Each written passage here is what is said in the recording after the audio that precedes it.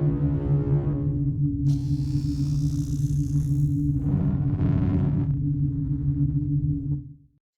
is proudly sponsored by Gecko Cards, your go-to store for all things Yu-Gi-Oh! Check out the link in the description for great deals, fast shipping, and to help us out. What's up guys, it's Chris from Team Orion, and today we're going to show you a brand new K9 Memento deck profile from Justice Hunters. Hope you guys like, subscribe for more content on the channel. Please tune in to the end for a brand new special announcement. Alright, well let's get into it then. So we'll start with the main deck by showing you 3 Anguich, pretty much our main one card starter. Being able to search any memento from deck to hand, pretty amazing upon normal special itself. Then it can blow itself up or any memento control to revive any level 2 or lower memento, just for further combo plays. Arguably the best one card starter for this deck, and that's why we played at 3. Then we've got Memento and Tatsunoto Shigo. Arguably becomes a lot more important now with the K9 stuff because it is a level 5 itself and it is a one card starter. It also can special itself if you control nothing other than mementos, being able to destroy itself and send like mementos up to level 5, so it's a targeted foolish burial that you choose what to send. Then we're playing one Darkblade. Arguably the worst, you could argue it's one of the worst one card starters coming into this deck now, especially with full loss. You still want to play 1 because it can be used as a spell and trap destruction, or push comes to shove, it can be a one card starter, but it just plays into full loss a bit too much. One Sleepy, one of the best cards that you could argue for the deck, being able to special itself from hand, fuse, and also dump, makes it a very important piece for the deck. You arguably don't want to draw it, you want to search it in combo, which is why I've got it at 1, but I know some people, such as Jamie on our channel, is actually playing 2 Sleepy. One Akihiron, again, amazing card, 3 separate effects, all of which are amazing, being able to make Combine Creation and Creation King attack directly, being able to add any memento card from banished to hand if it's destroyed by card effect, and if it's in the graveyard and any memento is destroyed, you can revive it back from grave. So it's a level 5 that you could bring out with Jokol. It could potentially be used as half of a K9 Ripper, but overall, card you don't really want to see in hand, but it's still a great card. Then we'll go 1 Mace, 1 Goblin, 1 Gatic. Mace arguably is one of the worst normal summons in this deck. It shows your opponent that you're really vulnerable, that you need that search, unless you're potentially trying to bait them out with the horse. But even then, the normal summons arguably a little bit important in this deck, and that's why Mace is either used during your opponent's turn for a Snatch Steal, or just use to potentially get that last piece you may need for the Combine Creation. Goblin, pure players love this card. Being able to dump any 2 memento cards from deck to grave to start the combo, that's why they play Goblin like a Grand Breakout and everything, even playing 2 Goblin to make sure they have it on the field. For this deck I'm only playing 1 because we're not playing the Goblin like a Grand Breakout. It's also not as important in this variant. Gatic gets glued to my hand so many times you would not believe. It being in hand makes hand so much more awkward, but it is a great card nonetheless. So if it's sent to the graveyard by Memento monster effect, you can special it back to the field. Then if it's no more special, you can target any Memento card in your graveyard, add it to hand. Like I said, amazing card. The problem is just like if it's in your hand, it's sometimes a bit difficult to get out of. Then we've got the big boss, Combine Creation, being able to get all your resources back in deck just to summon it. Then if it's the only monster on field, it can attack everything. Then also, if your opponent activates any card or effect upon resolution, you can special any memento from hand or grave. Helps for grind game, hates for aggro, just attacking for 5k is pretty good directly if you've got Akahiron. Really good boss monster. So we will now move on to the K9 portion of the deck, that being 3 Azuna, arguably the new best monster coming out. Being able to, during your opponent's turn or our turn, you can special it if your opponent's activated any monster effect in hand or grave. Then upon normal special, being able to dump a K9 card from your deck to your graveyard except for itself. Usually you send in this Lupus.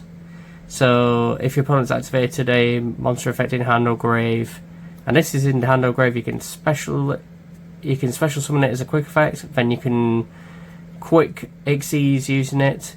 It also can't be destroyed by. It also can't be targeted by card effects. So if you summon a Ripper using these two, it can't be targeted by like Imperm, for example. It's why people are preferring to go to Thunder Droplet. Then we're just playing one Jockle, one Lantern. Jockle in this deck compared to like Vanquish Soul doesn't come up amazingly.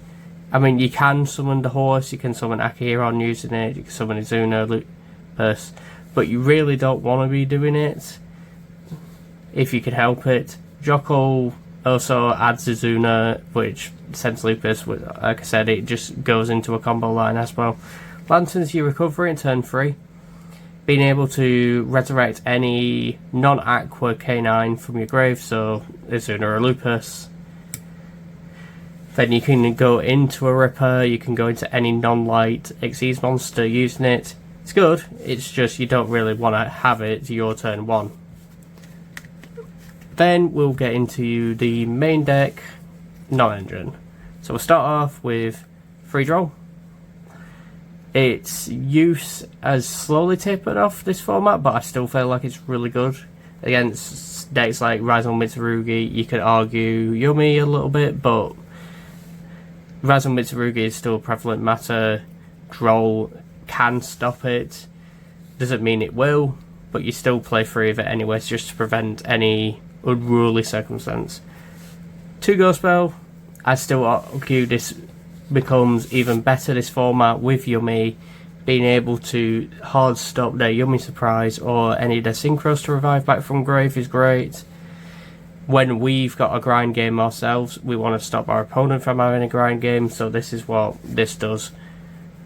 Then, because we want to draw as much as possible, we're playing 6 Charmies in main, Full Loss and Perulia. Perulia's more now against Vanquish Soul K9, especially if we're going first. We can drop a Perulia from our hands. We're guaranteed at least a draw or 2 draws possibly, depending on if they have Vanquish Soul and or K9. So if they have Holy Sue, they'll have to do it in main phase, so they can't change it in response to Perulia. If you do it in draw phase, just getting additional draws might actually help you win the game.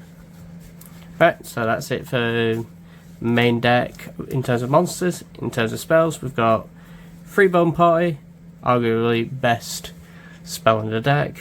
Being able to destroy any memento from your hand or deck in order to search for a different memento from deck to hand, or even special in defense. You can play around Full Loss a little bit with this as well, because if they Full Loss in response, you can just add the memento to hand instead. Not exactly ideal, but it does come up. 2 Fusion, being able to summon anything off this while just requiring you use a memento monster, comes up in dividends against certain decks, and we play a certain fusion monster in the extra deck to accommodate it. Also being able to banish from the graveyard to destroy any monster we control, even like a Nibiru token if we got Nibiru, or anything that's just a stuck monster. To search for a memento spell trap, such as another fusion, comes up amazingly. Then field spell. It's great, don't get me wrong, field spell's great, you just don't want to be actually drawing it.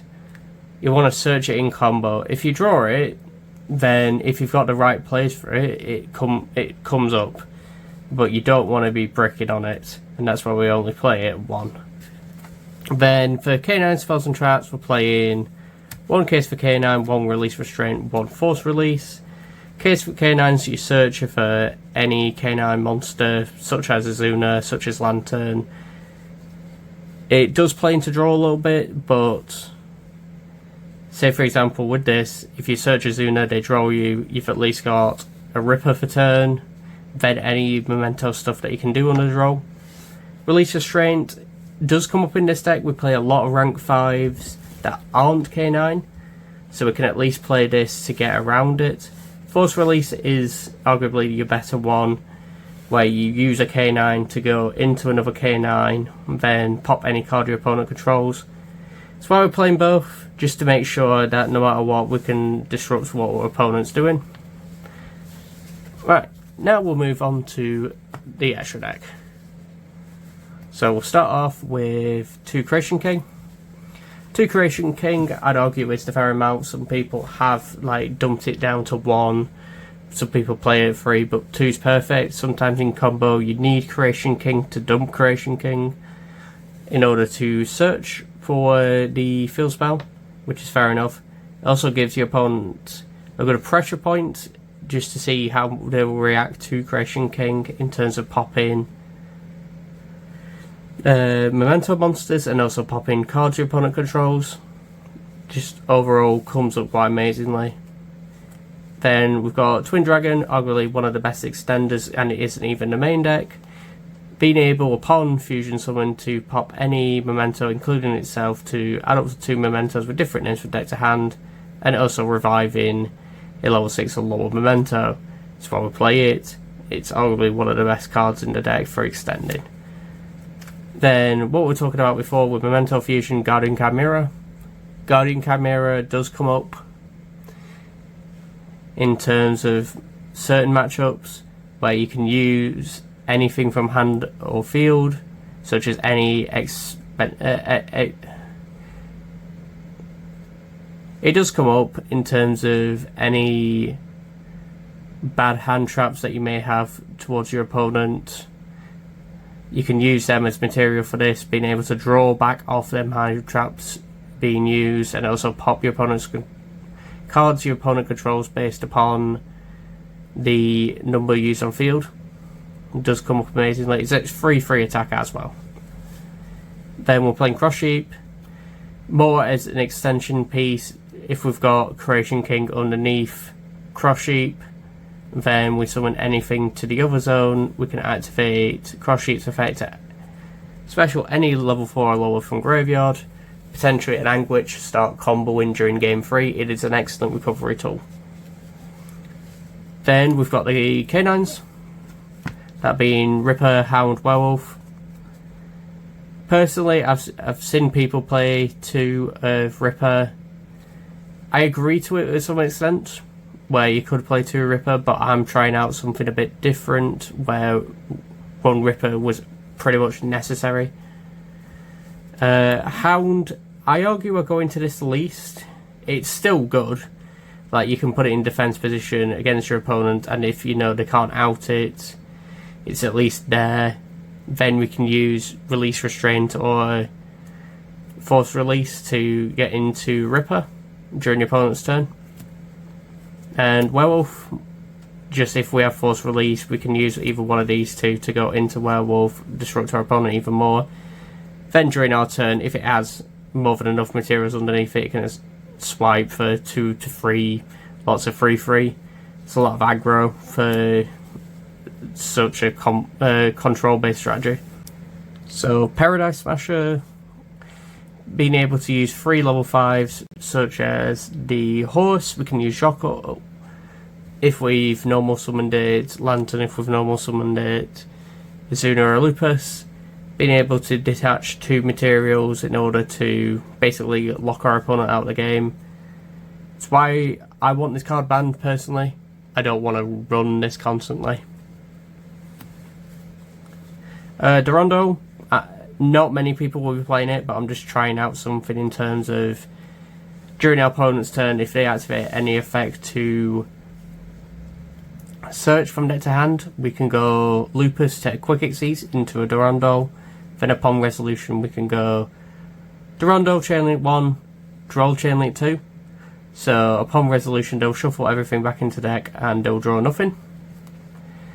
By mana, I don't really rate this card, to be fair. I'm probably going to replace it with an SP. Just currently an SP is being lent out.